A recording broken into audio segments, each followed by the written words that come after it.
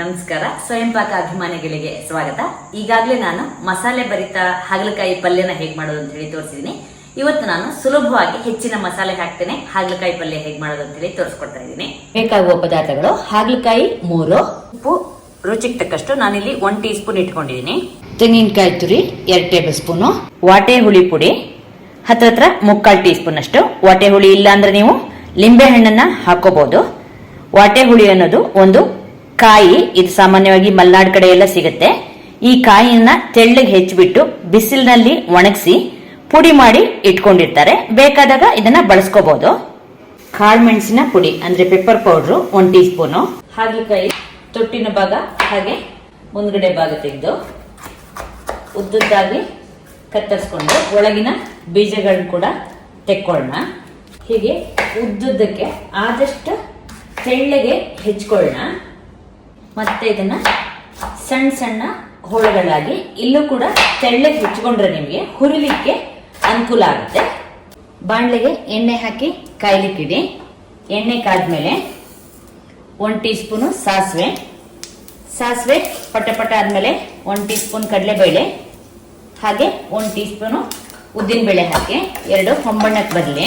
ಉದ್ದಿನಬೇಳೆ ಕಡಲೆಬೇಳೆ ಹೊಂಬಣ್ಣಕ್ಕೆ ಬಂದ ಮೇಲೆ ಕರಿಬೇವನ್ನ ಸ್ವಲ್ಪ ಮುರಿದ್ಬಿಟ್ಟು ಹಾಕಿ, ಹಾಗೆ 1/4 ಟೀ ಸ್ಪೂನು ಅರಿಶಿಣ ಹಾಕಿ, ಹೆಚ್ಚಿದ ಹಾಗಲಕಾಯಿ ಹೋಳುಗಳನ್ನ ಹಾಕೋಣ. ಚೆನ್ನಾಗಿ ಇದನ್ನ ಹುರಿಬೇಕು. ಉರಿ ಸಣ್ಣ ಮಾಡ್ಕೊಂಡು ಹುರಿದೆ.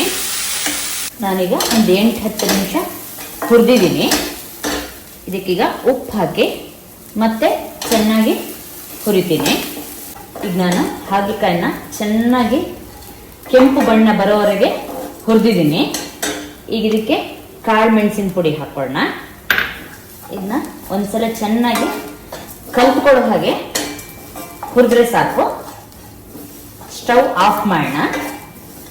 ಹಾಗೆ ಕೊನೆಯಲ್ಲಿ ವಾಟೆ ಹುಳಿ ಪುಡಿನ ಹಾಕಿ ಒಂದ್ಸಲ ಕಲಿಸ್ಬಿಡಿ. ಕೆಳಗೆ ಇಳಿಸಿದ ಮೇಲೆ ಕಾಯಿ ತುರಿನ ಹಾಕಿ, ಇದನ್ನ ನೀವು ಜಾಸ್ತಿ ದಿನ ಇಡೋದಾರೆ ಅಂದ್ರೆ ಇದು 2-3 ದಿನ ಇಡ್ಬೋದು. ನೀವು ಕೊಬ್ಬರಿ ತುರಿನ ಹಾಕಿದ್ರೆ 2-3 ದಿನ ಇಡ್ಬೋದು. ಒಣ ಕೊಬ್ಬರಿ ಹಾಕಿದ್ರೆ, ಹಸಿಕಾಯಿ ಹಾಕಿದಾಗ ನೀವು ಅವತ್ತೇ ಅದನ್ನ ಖರ್ಚು ಮಾಡ್ಬೇಕಾಗತ್ತೆ. ಹಾಗಲಕಾಯಿ ಪಲ್ಯ ಸಿದ್ಧವಾಗಿದೆ. ಅನ್ನದ ಜೊತೆಗೆ ಹಾಗೆ ರೊಟ್ಟಿ, ಚಪಾತಿ, ದೋಸೆ ಜೊತೆ ಕೂಡ ಇದು ಚೆನ್ನಾಗಿರುತ್ತೆ. ನಾನು ಹಾಗಲಕಾಯಿ ಪಲ್ಯ ಜೊತೆಗೆ ಬಾಳೆಹಣ್ಣಿನ ಸಾಸಿವೆನ ಕೂಡ ಮಾಡಿದ್ನಿ. ಬಾಳೆಹಣ್ಣಿನ ಸಾಸಿವೆ ಹೇಗ್ ಮಾಡೋದು ಅಂತೇಳಿ ನಾನು ಹಿಂದೆನೆ ವಿಡಿಯೋದಲ್ಲಿ ತೋರಿಸಿದ್ದೆ. ಅನ್ನದ ಜೊತೆಗೆ ಹಾಗಲಕಾಯಿ ಪಲ್ಯನ ಕಲ್ಸ್ಕೊಂಡು ನಂಚ್ಕೊಳ್ಳಿಕ್ಕೆ ಬಾಳೆಹಣ್ಣಿನ ಸಾಸಿವೆನ ಹಾಕೊಂಡು ತಿನ್ನುವಂತಹ ಒಂದು ಪದ್ಧತಿ ನಮ್ಮಲ್ಲಿದೆ. ತುಂಬಾ ಚೆನ್ನಾಗಿರುತ್ತೆ. ನೀವು ಒಂದ್ಸಲ ಇದನ್ನ ಪ್ರಯತ್ನ ಮಾಡಿ ನೋಡಿ. ನೋಡಿದ್ರಲ್ವಾ, ಹೆಚ್ಚಿನ ಪದಾರ್ಥಗಳನ್ನ ಬಳಸದೆ ಸುಲಭವಾಗಿ ಮಾಡುವಂತಹ ಹಾಗಲಕಾಯಿ ಪಲ್ಯ ಹೇಗೆ ಮಾಡೋದು ಅಂತ ಹೇಳಿ ನೀವು ಕೂಡ ನಿಮ್ಮ ಮನೆಯಲ್ಲಿ ಈ ಪಲ್ಯವನ್ನು ಮಾಡಿಬಿಟ್ಟು ನಿಮ್ಮ ಅಭಿಪ್ರಾಯ ನಮ್ಗೆ ತಿಳಿಸಿ. ನಮಸ್ಕಾರ.